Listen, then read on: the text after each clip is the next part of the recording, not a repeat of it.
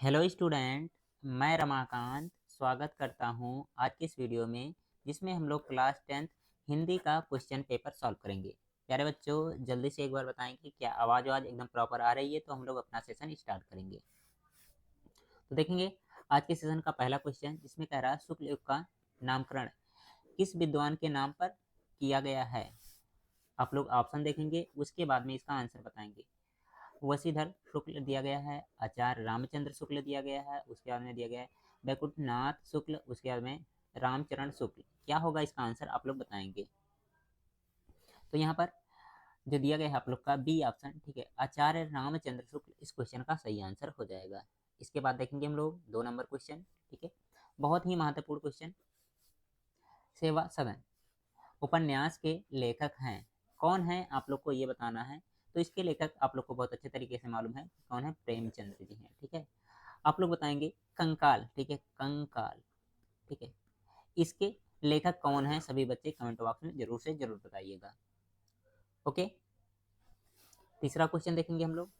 इसमें क्या कह रहा है, शुक्ल युग के नाटककार निम्नलिखित में से कौन नहीं है। इनमें से कौन शुक्ल युग के नाटककार नहीं है। जयशंकर प्रसाद नहीं है, डॉक्टर राम कुमार वर्मा नहीं है, हरि कृष्ण प्रेमी नहीं है, या फिर भारतेंद्र हरिश्चंद्र नहीं है। तो आप लोग क्या बताएंगे, जो भारतेंद्र हरिश्चंद्र दिया गया है, डी ऑप्शन, ठीक है, ये क्या है, शुक्ल युग के नाटककार नहीं है।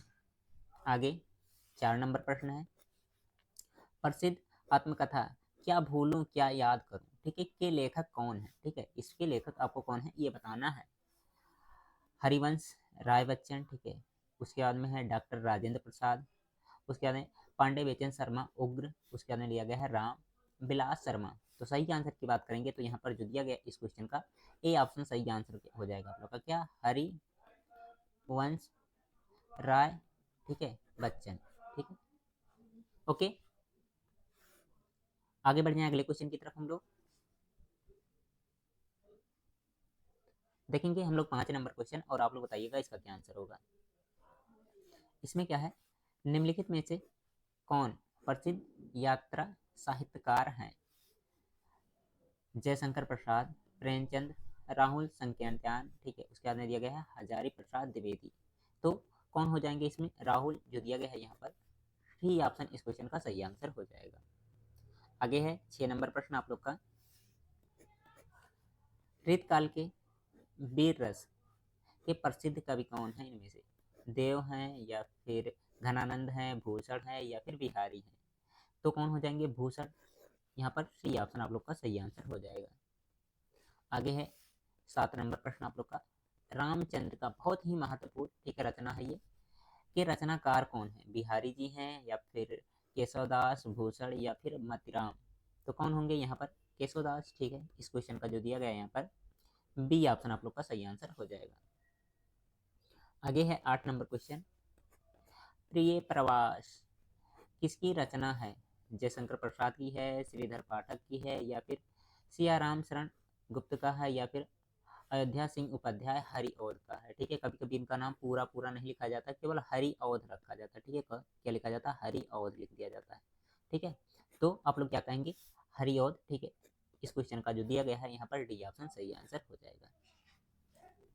ओके, 9 नंबर क्वेश्चन देखेंगे आप लोग। 9 नंबर में क्या है, राम की पूजा शक्ति, ठीक है, राम की शक्ति पूजा जो दिया गया है के रचनाकार हैं, कौन है, सूर्यकांत त्रिपाठी निराला है, महादेवी वर्मा जी हैं, या फिर रामधारी सिंह दिनकर हैं, या फिर सुमित्रा नंदन पंत जी हैं। ठीक है, तो कौन होंगे यहाँ पर आप लोग बताएंगे। तो कहेंगे सूर्यकांत त्रिपाठी निराला, इस क्वेश्चन का ए ऑप्शन यहाँ पर सही आंसर हो जाएगा। ओके, क्लियर है यहाँ तक सबको, कोई दिक्कत नहीं होना चाहिए। देखेंगे 10 नंबर प्रश्न आप लोग। इसमें क्या है, निम्नलिखित में से कौन प्रगतवादी युग के कवि नहीं है। नागार्जुन, त्रिलोचन, उसके बाद में दिया गया है केदारनाथ अग्रवाल, उसके बाद में है भारतेंद्र हरिश्चंद्र। कौन होंगे, जल्दी से आप लोग बताएंगे। तो यहाँ पर भारतेंद्र हरिश्चंद्र दिया गया है, डी ऑप्शन इस क्वेश्चन का सही आंसर होगा। आगे 11 नंबर प्रश्न आप लोग का है, हास्य रस का अस्थाई भाव क्या होगा, शोक होगा, हास होगा, रति होगा, या फिर उत्साह होगा। तो आप लोग क्या कहेंगे, हास होगा। ठीक है, क्या होगा, हास होगा। ओके, आगे बढ़ेंगे अगले क्वेश्चन की तरफ। ठीक है, यहाँ पर देखेंगे 12 नंबर क्वेश्चन।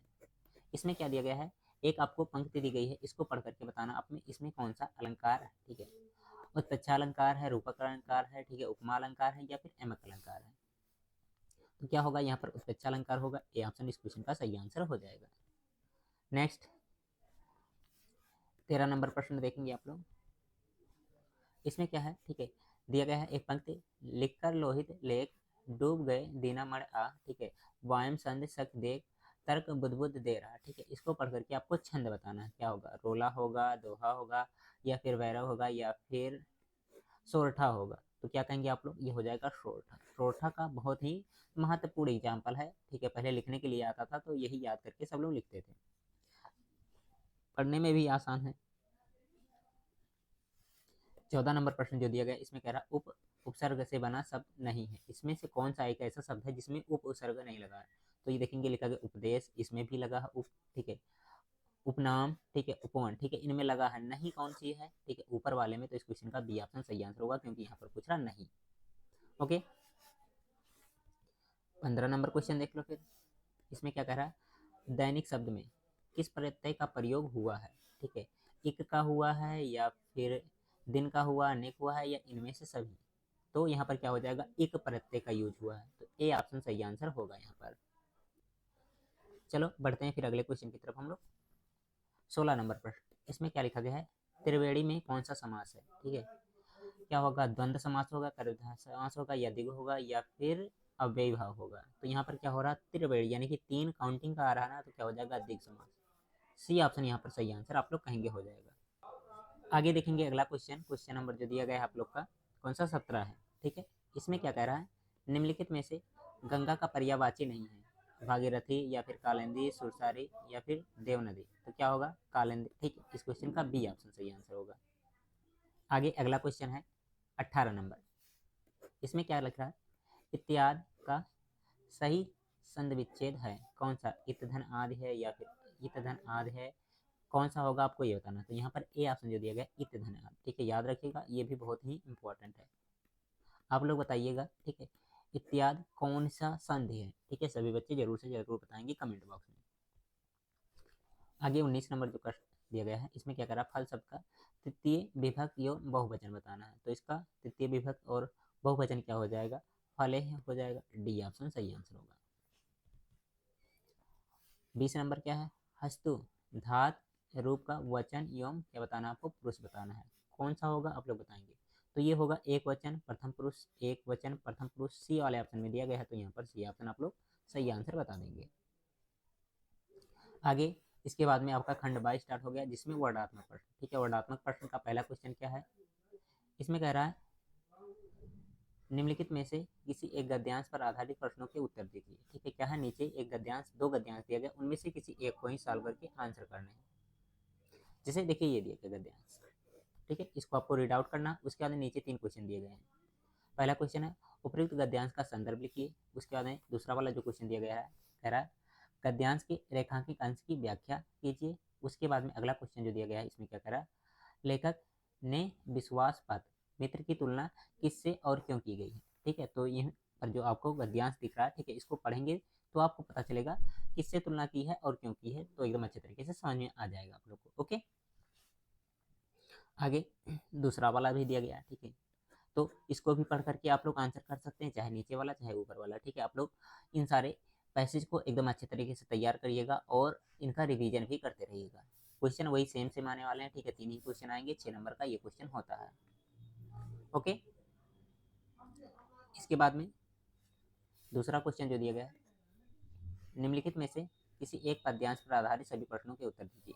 अब पद्यांश कितने मिलेंगे आपको, 2 मिलेंगे, उनमें से किसी एक को ही सॉल्व करना होगा। कितने नंबर का होगा, 2 नंबर का सब होगा, तो कितना हो जाएगा, 6 नंबर का। एक पद्यांश में कितने, कम से कम 3 क्वेश्चन तो होने ही है। ठीक है, ये पूरा पद्यांश आप लोग पढ़ेंगे। उसके बाद यहाँ पर देखेंगे क्वेश्चन दिया गया है। पहला क्वेश्चन, उपरोक्त पद्यांश का संदर्भ लिखिए। ठीक है, रेखांकित अंश की व्याख्या कीजिए। और एक क्वेश्चन एक्स्ट्रा रहता है, ठीक है, जिसको पढ़ करके आंसर करना होता है। अगर ये ऊपर वाला नहीं आ रहा तो क्या करेंगे, अथवा वाला भी कर सकते हैं। अथवा में नीचे एक दिया रहेगा आप लोग के लिए। ओके, यहाँ पर देख सकते हैं क्वेश्चन भी दिया गया, उपयुक्त पद्यांश का संदर्भ लिखिए, ठीक है। उसके बाद 2 क्वेश्चन यहाँ पर दिए गए हैं, ठीक है, इनका भी सॉल्यूशन आपको करना है। इसके बाद में तीसरा क्वेश्चन जो है इसको देखते हैं। कह रहा है निम्नलिखित में से किसी एक संस्कृत गद्यांश का संदर्भ सहित हिंदी में अनुवाद कीजिए। क्या करना है आपको, यहाँ पर दिया गया है 2, ठीक है, संस्कृत का पैसेज दिया गया, गद्यांश दिया गया है, ठीक है। उसको क्या करना है, आपको पढ़ना है, ठीक है। उसके बाद में उसका संदर्भ लिखना है, ठीक है। क्या करना है, संदर्भ लिखना है और हिंदी में अनुवाद करना है, ठीक है। ये कितने नंबर का क्वेश्चन होता है, 5 नंबर का होता है।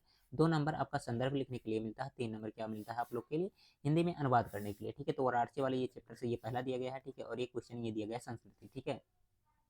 तो दोनों में से कोई एक ही करिएगा, आप लोग को पूरा पूरा नंबर मिल जाएगा, 5 नंबर, ठीक है। ये सारे क्वेश्चन फिक्स नंबर के होते हैं और पूरा पूरा नंबर दिया जाता है अगर जो सही से लिखते हैं।